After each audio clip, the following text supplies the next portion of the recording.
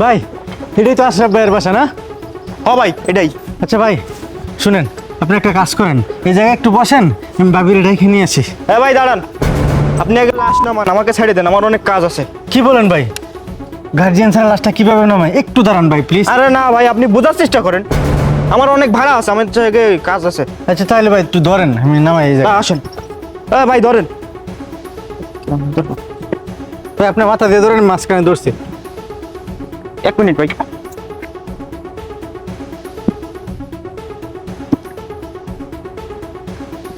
ভাই লাশে তো ওজন কেন? ভাই 2-3 দিন হয়েছে তো মারা গেছে। ভাই এই জায়গায় রেখে দেন। ভাবি, ভাবি আসতেন বাসায়? বাসায় কেউ নাই? ভাবি এ বাসায় কে আছেন? বেরো নাই, দেখি তো। ভাই একটু দেখেন আপনি। আচ্ছা ভাই, যাই। ভাবি, ভাবি, ভাবি ভিতরে নাই? কে? ও আরে নিজাম ভাই, আপনি কবে আসলেন? ভাবি বিদেশ থেকে আমি আজকেই আসছি, আপনি একটু গেটে আসেন তো, একটু দরকার আছে।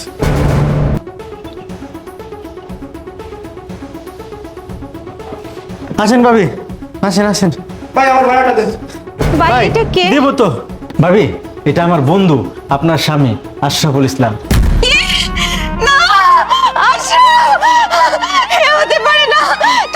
তুমি আমাকে ছেড়ে চলে যেতে পারো না, আমি তোমাকে ছাড়া বাঁচবো না। কি থেকে কি হয়ে গেল তুমি তো জানো, আমি তোমাকে কতটা ভালোবাসি, আমি তো তোমাকে ছাড়া বুঝতে পারবো না। বৃষ্টি, বৃষ্টি, বাবা তুমি কোথায়? তাড়াতাড়ি এসো। ভাই এইসব কি করে হয়ে গেল? ভাবি আমাদের কোম্পানিতে কাজ করার সময় ভাই কারেন্টের শক খেয়ে মারা যায়।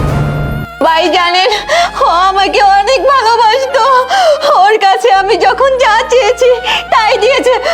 ও কখনো কোনোদিন আমার কোনো আশাই অপূর্ণ রাখেনি। থাক ভাবি, আর কান্নাকাটি করেন না, যা হবার হয়ে গেছে। এখন আপনি তার দাফন কাফনের ব্যবস্থা করেন। এ ভাই যা করার করেন, আগে আমার ভাড়া দেন। আরে ভাই আপনি কি পাগল হয়ে গেছেন? একটা মানুষ মারা গেছে, আপনি বলছেন আপনার ভাড়া নিয়ে লন, আপনার ভাড়া। আরে দুলাভাই, কি আছে দুলাভাই? দুলাভাই কথা বলে না কেন? ভাই বৃষ্টি,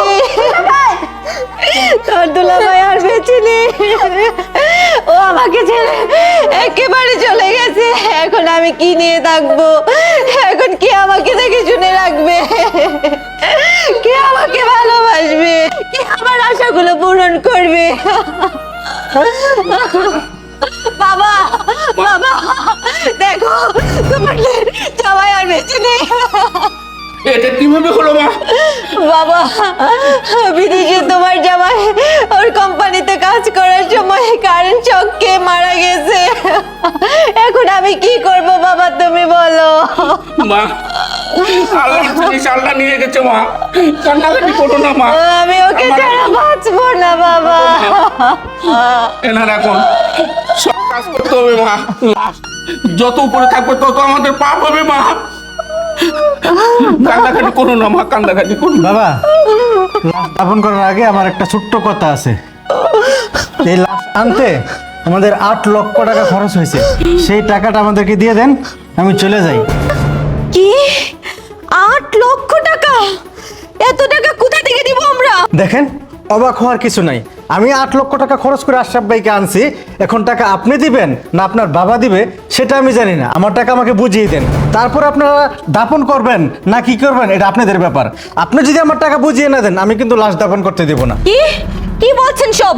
ভাই দেখেন, ও না আপনার বন্ধু হয়, আর তাছাড়া এটা কি মগের মুলুক পাইছেন নাকি? আমি একটা মেয়ে হয়ে এত টাকা কোথায় পাবো? আর যে মারা গেছে, মরে যাওয়া মানুষের সাথে কি ভাই ধরা থাকে বলেন? আপনি এটা বলতে পারেন না। শুনেন, এই শুকনা কথায় চিরা বেচবে না। আশরাফ ভাই লক্ষ লক্ষ টাকা দিছে, এই বাড়ি গাড়ি সবকিছু করছেন, সবকিছু আপনাদের জন্য করছে, আমাদের জন্য কোনো কিছু করে নাই। 8 লক্ষ টাকা আমি কেন দিব? আপনি ভাই- কোথা থেকে টাকা দিবেন এটা আপনার ব্যাপার, আপনি ভাই আমার শুনেন, টাকা দেন। হ্যাঁ আশরাফ অনেক টাকা দিয়েছে, কিন্তু এই বাড়ি করতে ভাই আমাদের ওর টাকা ছাড়াও অনেক ঋণ করতে হয়েছে। হ্যাঁ, ব্যাংকের কাছে এখন আমরা অনেক অনেক ঋণ রয়ে গেছে। দেখেন ভাই, আর এখন তো আশরাফ বেঁচেও নেই, আমাদের ব্যাংকে অনেক টাকা ঋণ। এই টাকা কিভাবে পরিশোধ করব ভাই? আমি এত টাকা দিতে পারবো না। দেখো বাবা, আমার মেয়ে ঠিকই বলছে, আমরা 1 টাকাও দিতে পারবো না, কারণ এখন আমরা অনেক ঋণের মধ্যে আছি বাবা। আমি বুঝতে পারছি আপনাদের কথা, আপনারা যদি টাকা না দেন এই লাশ আমি কিছুতেই দাফন করতে দিব না। আচ্ছা, লাশ দাফন করতে দিবেন না? দিয়েন না। আর তাছাড়া এই মরা লাশ দিয়ে কি আমি ফুলদানিতে সাজিয়ে রাখবো? আপনি যেখান থেকে এনেছেন সেখানে নিয়ে যান। ঠিক আছে, বুঝতে পারছি। টাকা দিবেন না তো? আমার বন্ধুর লাশ আমি নিয়ে যাব, কিন্তু তার আগে একটা কাজ করতে হবে আপনার। এই লাশকে আপনার ডিভোর্স দিতে হবে। লাশকে ডিভোর্স দেব? হ্যাঁ। ও আচ্ছা, ঠিক আছে। মরা লাশ, এটাকে না হয় ডিভোর্স দিলাম, এটা তো এমনিতেও মরে গেছে। আর তাছাড়া এটাকে আমি রাখলে আবার দাফন কাফনের জন্য আমাকে টাকা খরচ করতে হবে। কি বলো বাবা, ডিভোর্সটা দিয়েই দিই। 1 তালাক, 2 তালাক, 3 তালাক, হলো আপনার ডিভোর্স। চলো বাবা, বৃষ্টি আয়। এই দাঁড়া।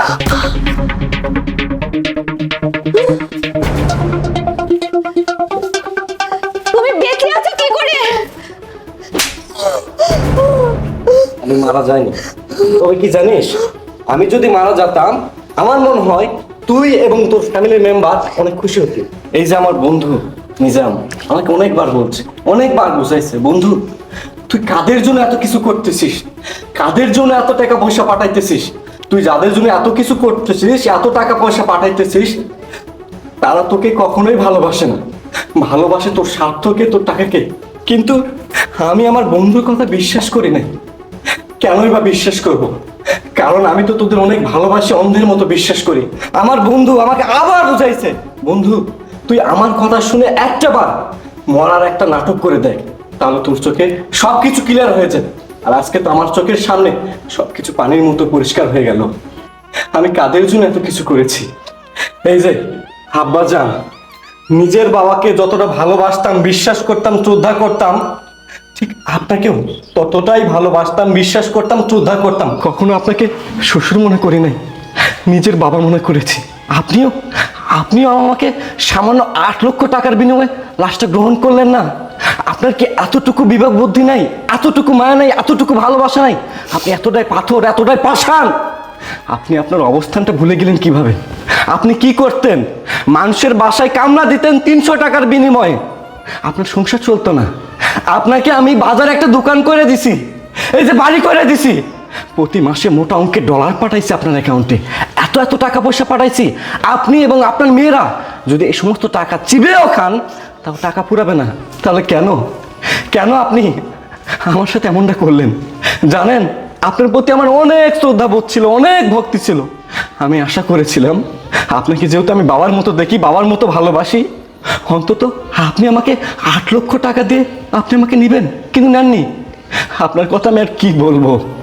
আপনি আসলে একজন স্বার্থপর, একজন বেঈমান। আমি আসলে ভুল মানুষটাকে বিশ্বাস করেছিলাম।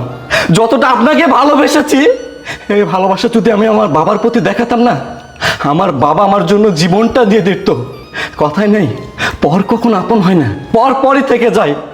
আপনার জায়গায় যদি আমার বাবা থাকতো, তাহলে যদি তার সয় সম্পত্তি সব কিছু বিক্রি করা লাগতো, তিনি করতেন, করে আমার লাশটা গ্রহণ করতেন। কিন্তু আপনি তা করলেন না। আর এই যে শালিকা, আমি আল্লাহর কসম করে বলতেছি, আমি কখনো তোকে শালিকা মনে করিনি, নিজের বোন মনে করেছি। এই যে ভালো কলেজে পড়তেছিস, প্রতি মাসে টাকা লাগতেছে তোর, এত এত টাকা তোকে কে দিতেছে? আমি দিতেছি। ওই প্রবাস নামক জেলখানা থেকে আমাকে ফোন করে বলতি, দুলা ভাই আমি আমার বন্ধুদের সাথে ঘুরতে যাব, পিকনিক করব, ট্যুরে যাব, আমাকে টাকা পাঠাও। আমি প্রতি মাসে মাসে তোকে টাকা দিছি। তুই আমাকে বলতি, দুলা ভাই আমার দীপিকা পাড়ুকানের ড্রেস লাগবে, ক্যাটরিনা কাইফের ড্রেস লাগবে, কিরণমালা ড্রেস লাগবে। আমি তোকে সব দিচ্ছি রে, সব দিছি। তুই অন্তত এই 8 লক্ষ টাকা দেওয়ার মতো সাহস করলি না। আরে তোকে তো টাকা দিতে হতো না, তুই তো বলতে পারতি, তোর বাবাকে, তোর বোনকে বুঝাইতে পারতি। তোর কাছ থেকে এটা আমি আশা করি নাই রে। তুই যদি আজকে আমার নিজের বোন হতি, তোর জায়গায় যদি আমার নিজের বোন থাকতো, তাহলে ঠিকই টাকা দিত। আমি তোকে কখনো পর মনে করি নাই রে, আপন মনে করেছি, নিজের বোন মনে করেছি। আমি স্বপ্ন দেখতাম, ওই প্রবাস নামক জেলখানা বসে থেকে স্বপ্ন দেখতাম আমার একটা বোনকে রেখে এসেছি বাংলাদেশে। তোর জন্য ভালো একটা পাত্রর ব্যবস্থা করেছিলাম, যার সাথে তোকে বিয়ে দিব। আর তুই কিনা আমার সাথে বেইমানি করলি, প্রতারণা করলি। আর এই যে আমার গুণধর স্ত্রী, যারা তুমি না আমাকে ভালোবেসে বিয়ে করেছিলা, আমাকে বলতে আশরাফ আমি তোমাকে অনেক ভালোবাসি, তোমার জন্য আমি সব কিছু করতে পারি, তোমার জন্য আমি আমার জীবনটাও দিতে পারি। বাহ, কি অদ্ভুত, কি সাবলীল ভাবে সবকিছু বলতা। আর আজকে যখন শুনলা তোমার স্বামী মারা গেছে, 8 লক্ষ টাকা লাগবে, তুমি দিলে না আমাকে, তুমি ডিভোর্স দিলা, 1 তালাক 2 তালাক 3 তালাক, কি সাবলীল ভাবে। এই তোমার কি একটু বিবেকে বাধ্য না? কি করি নাই তোমার জন্য? আমি দিনের পর দিন, মাসের পর মাস, বছরের পর বছর প্রবাস নামক জেলখানায় পড়ে আছি। কার জন্য? তোমার জন্য, তোমাদেরকে ভালো রাখার জন্য। আর তুমি কি না আমাকে ডিভোর্স দিলা? এমন একটি দিন আমাকে দেখতে হবে, আমি কল্পনাও করতে পারি নাই। তুমি আমাকে বলতে না তোমার 22 ক্যারেটের স্বর্ণ লাগবে, ওই দুবাইয়ের 22 ক্যারেটের স্বর্ণ লাগবে, হীরা আংটি লাগবে, হীরা নাকফুল লাগবে, আমি এনেছি, আমি সব কিছু এনেছি। ওই ব্যাগে আছে, এই ব্যাগে আছে, আমি আনছি। আমি ভেবেছিলাম তোরা অন্তত আমাকে গ্রহণ করবি।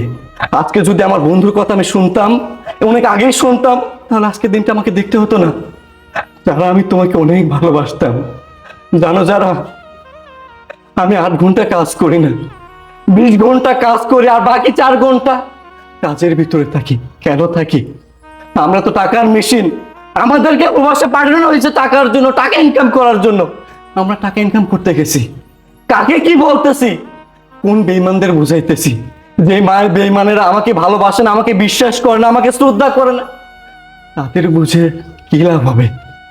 আমি গত মাসেও তোর অ্যাকাউন্টে 10 লক্ষ টাকা পাঠাইছি এই বাসা বাড়ি করার জন্য। জমি কিনে দিয়েছি, সব কিছু কিনে দিয়েছি, নিজের নামে কিচ্ছু করে নাই। যাই হোক, তোদের এত কিছু বলে লাভ নাই। আমি আজকে যা করব তা ইতিহাস হয়ে থাকবে। আমি এই সকল সয় সম্পত্তি, জায়গা জমি, বাড়ি ঘর সবকিছু তোদেরকে ভিক্ষা দিয়ে যাব। আমি তোদেরকে ভিক্ষা দিয়ে যাব। আমি যদি মানুষ হয়ে থাকি, মানুষের চামড়া যদি আমার থাকে, ওই আল্লাহ যদি আমার সহায় হয়, আমি আবারও সবকিছু করতে পারবো। এই সব কিছু তোদের ভিক্ষা দিয়ে গেলাম, তোরা নিয়ে নিবি, আমার কিচ্ছু দরকার নাই। আমি আবারও চলে যাব বিদেশে। ভালো থাকিস তোরা। বন্ধু চল। আশরাফ, দাঁড়াও, আমার ভুল হয়ে গেছে, আমি বুঝতে পারিনি আসলে কি থেকে কি হয়ে গেল। এটা আমাদের করা উচিত হয়নি। তুমি আমাদের জন্য কত কি করেছো, আর আমি কিনা মাত্র 8 লক্ষ টাকার জন্য তোমার লাশটা গ্রহণ করতে চাইনি। এটা আমাদের করা ঠিক হয়নি। তুমি আমাদের ক্ষমা করে দাও, তুমি কোথাও যেও না, তুমি যাওয়ার হয়ে গেছে, প্লিজ তুমি আমাকে এবারের মতো ক্ষমা করে দাও, এমন ভুল হবে না। দেখো বাবা আশরাফ, আমাদেরকে মাফ করে দাও বাবা। বাবা, বৃষ্টি কিছু বলতো না। কেউ কিচ্ছু বলতে হবে না। একটা কথা কি জানো যারা, বিশ্বাস অতি সূক্ষ্ম সুতোর মতো, একবার ছিঁড়ে গেলে না তা কখনো জোড়া লাগানো যায় না। সেই বিশ্বাসটাই তোমরা আমার নষ্ট করে দিয়েছো। ভালো থেকো তোমরা, অনেক ভালো।